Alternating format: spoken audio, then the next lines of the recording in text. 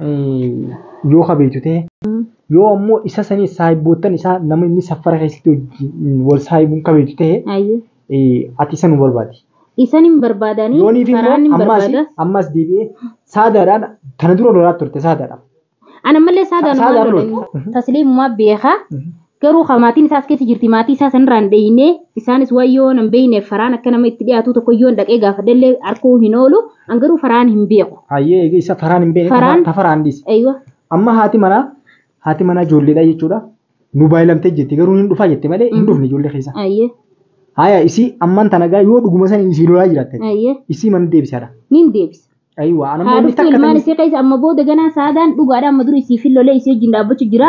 Duraan abbaa ilmaanii biratti abbaa isaanii biratti abdattee ijoollee ala taa'u jirti amma ijoollee keessaas hin jirtu abbaanis keessaa qabame miciyyoon tokko kophaa isii mana keessa ni sodaatti. Saniifuu deebitee ilmaan isii keessa deebitee amma booda saadaa waan ijoon hin qabu. Ana amma deengadallee wanni inni fiidiyoo san sirra dalageef siitiitu dura miki gargaarsa fidee fi si karaa baasee saniif arrallee yaaddoon nama biraa fidatee jettee naan lolte. Atillee akkasumatti siitu isaatu dura fiidiyoo si dura ol baasee jettee isin dubbannaan si fakkeessuudhaaf jecha san dubbadde malee si loluu fi misi sagalee ol fuudhuu fi midhiifama irra deebi'an malee. Rakkoon qabu waan jechuun namatti naaru. Haala yerootti hojii deeman amman tana sanbira dabarree jirra. Yoo dandeesse jechuudha saadaa. An hogguun tilbilee dhuguma isaa akka waan sobu jiruun itti fakkaatte saadaan jechuudha. Online irra laal jeeni garuu yoo guyyaa akka viidiyoo waraabu jiru kana yoo yeroo ammaan tanaan dhufte malee. Hanga ammaan tanaa ijoollee keessan dhufe. Nuti immoo barbaadaa jirra. Guyyaa viidiyoon yaaddoo eega barbaadu jirru guyyaa lama dabaree jira jechuudha. Guyyaa lama dabarsanii jira. Barbaachisaa hanga amma viidiyoo waraabu jiru jechuudha. Barbaachisaa guyyaa lama dabarsanii jira jechuudha. Saniifuu yoo dandeesse ilmaan keessatti deebise loluu qofaa miti. Atis jechuudha. Loluu naa deebise saadaa. Immoo tasliim jechuudha. Anaa fuudhee mana kiyya geessa. Hin geessin amma baraan tasliimaa anaatti dogongoree duraan. Haati ilmaan keessa yoo deebitan amma nasra. Haati ilmaan keessa yoo. Mana kiyyaa dheetu kuno shayaa dheetu rakkina hin qabu. Mana kiyyaa haa dheetu. Tamam. Tasliima mana kiyyaa dheetu. Obboleetiyya illee isin. Akka obboleetiyyatti jechuudha. Fedhus ammoo akkaan ilmaan kiyyaa ilaaltu ni si ilaala. Waan takkaaf miti. Ilmaan yaaddoo illee sanuma waan ta'eef. Haati immoo ijoolleedha yoo ilmaan keessa deebite anammoo wanti hedduu takka na dubbachiisaa jira. Mucaan xiqqisheen suni duraan nyaata tasliimaan goote abbaan nyaachisa ni beeytati. Sittin immoo amma immoo sanumaahuu didee jira jechuudha. Khalaas anilleen wanni inni guyyaa lameen kana tureef dheengadda shabakaallee hin seenne mana arabaa keessan jiran dalagaa bultiitiin daddalagaa.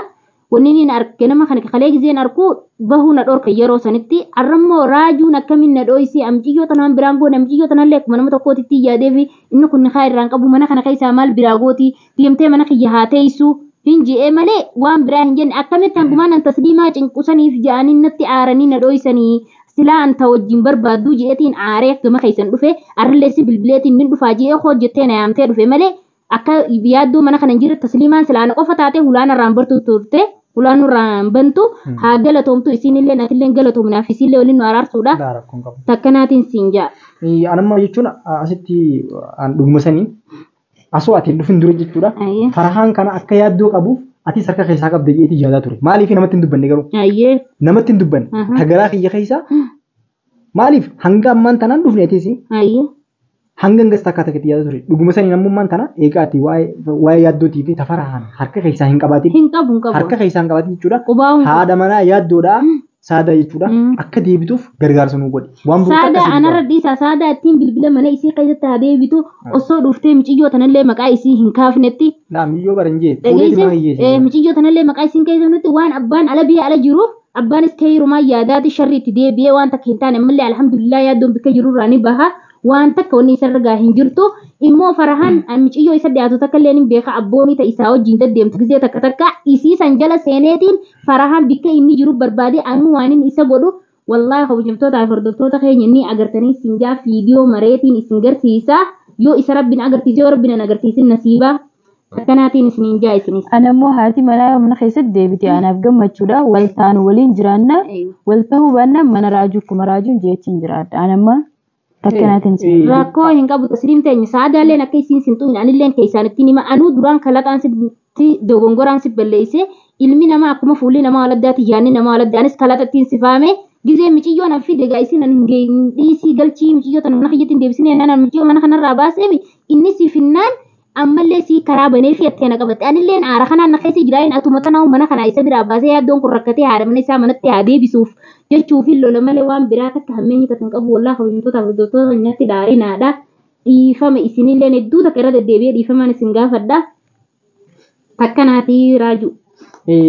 Okay gaariidha maaliif nulleen nuyi hatti balleessite naafi tasliima balleessite yoo ta'e nuti immoo gamanumaan dhiifama isin jechuu barbaanna wanni guddoon takka jechuudha ani yeroo ammaan tana yoo osoo ati dhaadhoo itti yookaan osoo ati wanta kana goote yeroon sitti haaroon jiru maaliif obboleessi keenya ala jira bakka jiru hin beekne hanga ammaa barbaacharra jira yoo danda'amte immoo nu wajjin barbaaddee namoota gartee yoo jechuun ni beekta afaan arabaa yoo kanarra beektu ta'e yookaan immoo namoota gartee isa bikka namatti nama gartee nama kanatti meeshaan kana dallaala gartee duraan inni tasliima irraa fide sanillee yoo qabeetu ta'e farahaan kun isa ni dhiyaata dallaala sanitti ni dhiyaata dallaalchi sun ammoo farahaan maal akka ta'e eenyu wajji oola eessa dhaqa eenyutti bilbila eenyu wajjiin waan kana dalaga yookaan inni beekaadhummaa arraan tana yaaddoo bachiisee yookaan tasliimaadha mana arabaa naqatee nyaata jechuun maallaqa irraa nyaachaa jira malee kanaatu as mul'ate malee humna sababa yaadduuti malee nama hedduudhaafi nama hedduudha nyaachaa jira jechuun mucaan kun.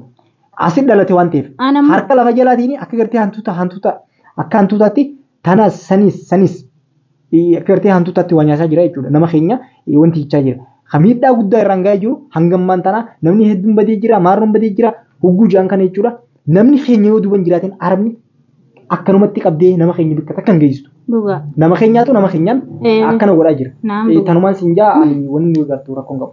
Aywa ana ammallee yaaddo duraanillee ammallee birumaan dhaabbadde jeetii yaadaa qaba arrallee borullee suuraa isaallee fuudheetiin bikka mana hidhaa kaniin beeku naannoo kanarra wal cinaa gallaa ganda kan hangaan beekurra deemeen yaaddoo barbaada faraahaan immoo if eeggannoon ta'e arraati naamusa keetiin yaaddoo abbaa ilmaanii mana keessa deebifte jechuudha haati ilmaan isaa mana keessa hin jirtu ati akkamiin yaadda biyya tana keessa dhalatteef namni biyya dhalateef kaan as biyya biraatti dhalatee tokko jechuudha haadha abbaa kee biraayis baddee bikka ifin feetu alaa mirga keetii jiraachuu jirta qaxxitaa keetii yaaddoo bikka inni jiru himi hunoo tasliimaan taas jirtu tasliimaa dhuftee mana hijaa feetus mana raajuutii feetus raajuu biraa dhuftee fudhachuu dandeessi tasliimaa wanni tokko inni irraa qabdu hin jirtu. Jechuun amma na biraa fuudhuu danda'u maaliif haasoo afin